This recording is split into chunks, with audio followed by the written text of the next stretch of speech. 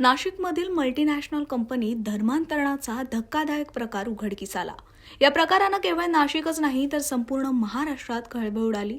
या प्रकरणी आतापर्यंत 9 गुन्हे दाखल झाले असल्याची माहिती असून पोलीस अधिक तपास करतायत. याच मुद्द्यावरून भाजपचे आमदार नितेश राणे यांनी आक्रमक प्रतिक्रिया दिली आहे. पुण्यात माध्यमांशी बोलताना राणेंनी काय इशारा दिलाय पाहूया.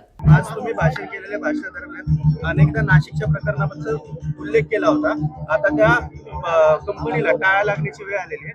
हे काही दिवसातच नाव होऊ शकते. बघा, ह्या कंपन्या जे कॉर्पोरेट जिहार करू पाहत आहेत, मुळामध्ये त्याचे जे HR आहेत त्यांनी ह्या सगळ्या गोष्टी जेव्हा त्यांच्या कंपनीमध्ये होत होतं तेव्हा का थोबाड उघडलं नाही, का थांबवलं नाही?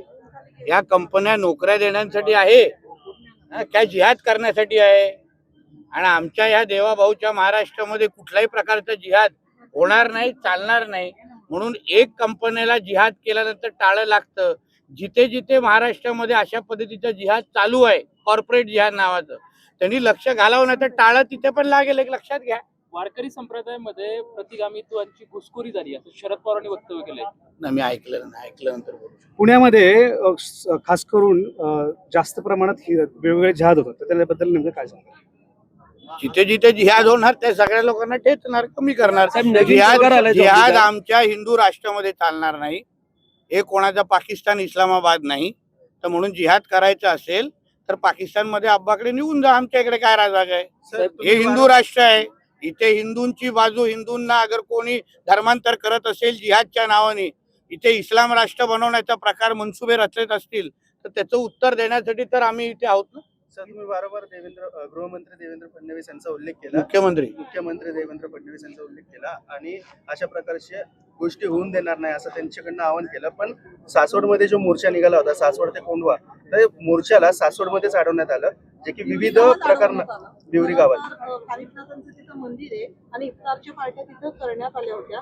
त्याच्या विरोधात हा मोर्चा काढण्यात आला होता, परंतु त्यांना खाली कोंढव्यात न येऊन देता काही कारण असतील, पण त्याच्यामुळे काय आमचं सरकार हिंदुत्व विचारत आहे. तुम्ही पण हा, म्हणतायत कोंढव्यात ते उत्तर देताना उत्तर देऊन देतो ना. उत्तर दोघा जणांचं मध्ये नाही विचारायचं. त्याच्यातला मी नाही आहे, मध्ये विचारलं असतं. बोला. हा, म्हणून हिंदुत्वादी विचारायचं सरकार आहे. आम्हाला हिंदूंची काळजी घेण्यासाठी इथे बसवलेलं आहे आणि म्हणून मोर्चाचे काही नियम कायदे आहेत, पण मूळ विषय हाताळण्यासाठीच आम्ही लोक इथे बसलो. म्हणून निश्चिंत राहा, काय असेल तर त्याला हिंदूंना न्याय देण्यासाठीच आम्ही इथे आहोत ना. जुन्नरमध्ये एक बारव आलेली बारव, तिथे आधी मुसलमानांनी कब्जा केला होता आणि आता मेधा कुलकर्णींनी ती बारव ओपन केलेली आहे. ती हिंदूंची आहे. त्याच्यावर खटला चालू आहे. आता किती मुसलमान त्याच्यावर खटला चालू आहे. मुळात आपण सगळे हिंदूच होतो ना. हे नंतर धर्मांतर जाऊन इस्लाम धर्मामध्ये गेलेले आहेत. म्हणून जेवढे जेवढे जास्त घर वापसी करतील हे सगळे त्रास होणार नाहीत. सगळेजण अगर हिंदू धर्मामध्ये परत आले तर कोणालाच त्रास असे होणार नाहीत. सायली सुर्वे प्रकरण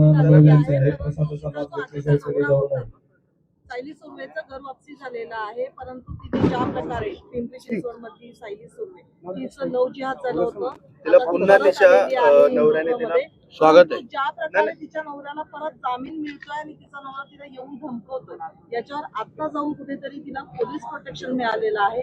मिळालं ना. हो, मग पण अशा कुठल्याही बहिणींचा कुठलाही असा त्रास होत असेल तर जसं आम्ही ठणकावून सांगतो, हिंदुत्वादी विचाराचं सरकार आहे. ज्यांना ज्यांना अशा पद्धतीचा त्रास कुठल्याही आमच्या बहिणींना कोणाकडून जिहाद्यांकडून किंवा कोणाकडून होत असेल, आम्ही बसलोय ना सगळे सरकारमध्ये, मंत्रालयामध्ये आम्ही बसलोय. भगवादारांचं सरकार आहे, चिंता करू नये. झॉम्बी हा नवीन एक प्रकार आलाय. काय लगे झोंबी